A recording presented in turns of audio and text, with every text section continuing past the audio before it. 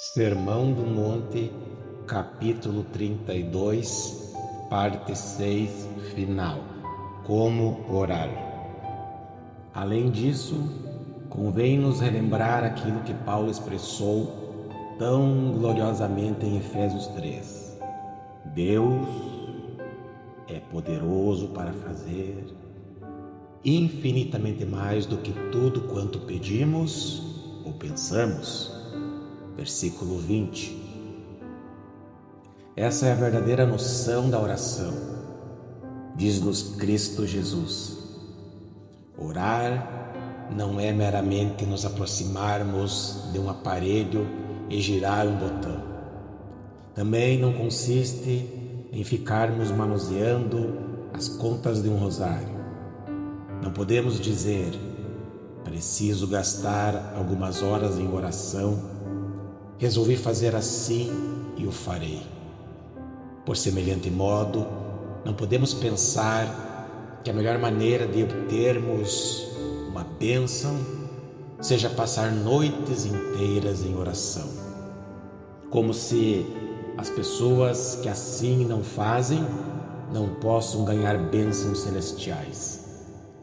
Necessitamos livrar-nos da noção matemática da oração. O que precisamos fazer, antes de tudo, é perceber quem é Deus, o que é Deus e qual é a nossa relação com Ele. Finalmente, devemos ter confiança.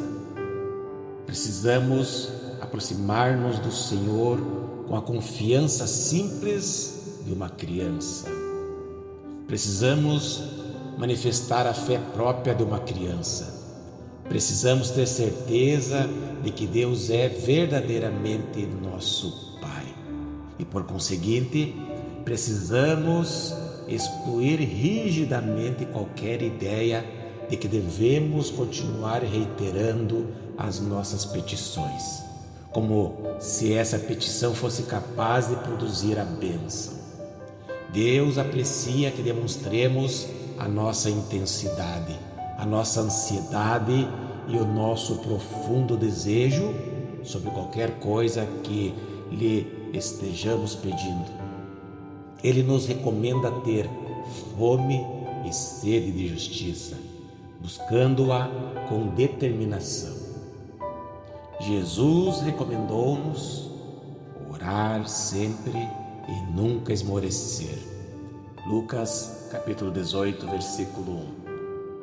Pelo apóstolo, fomos instruídos, orai sem cessar. 1 Tessalonicenses, capítulo 5, versículo 17.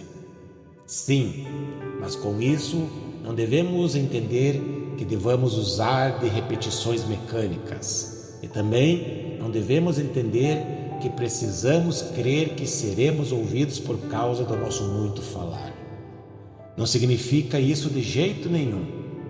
Significa que quando oro estou falando com um Deus que é o meu Pai e que Ele se deleita em abençoar-me, que Ele está muito mais disposto a dar-me o que preciso do que estou disposto a receber e, finalmente, que Ele sempre está interessado em meu bem-estar.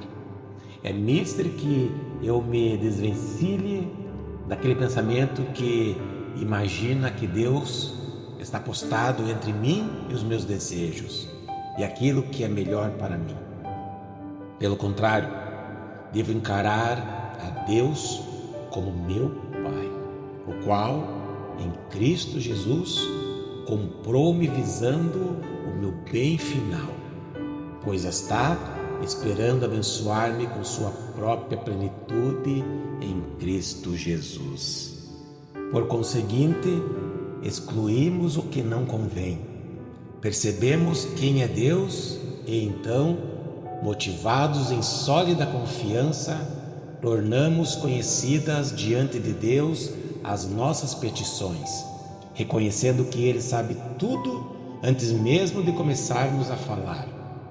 Da mesma forma como um pai se deleita em que seu filho venha por diversas vezes pedir-lhe alguma coisa, ao invés desse filho simplesmente dizer: meu pai sempre fez isso por mim. Pois não há pai que não goste de ter contato pessoal com os seus filhos. Assim também Deus deseja que cheguemos até diante de sua presença. Entretanto, não devemos aproximar-nos de nosso Pai Celeste com um espírito duvidoso. Devemos reconhecer que Deus está muito mais disposto a dar do que nós estamos dispostos a receber.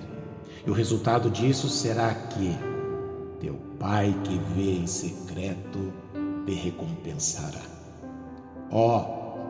As bênçãos estão entesouradas ao alcance da mão direita de Deus, destinadas aos seus filhos. Deveríamos ficar envergonhados se porventura somos paupérrimos, quando deveríamos ser príncipes. Deveríamos ficar envergonhados por tolerarmos tão frequentemente pensamentos errados e indignos a respeito de Deus. Quanto a essa questão toda, essa nossa falha é causada pelo temor e, por igual modo, porque nos falta aquela simplicidade, aquela fé, aquela confiança, aquele conhecimento a respeito de Deus como nosso Pai Celeste.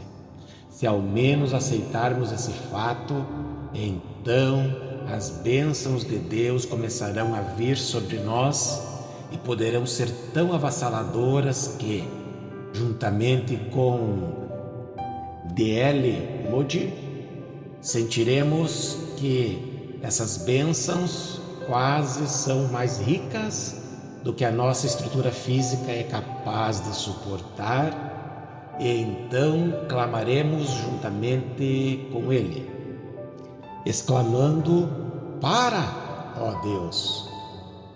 Deus é capaz de fazer por nós infinitamente mais do que tudo quanto pedimos ou pensamos. Creiamos nessa verdade e então acheguemo-nos a Ele impelidos por pura confiança.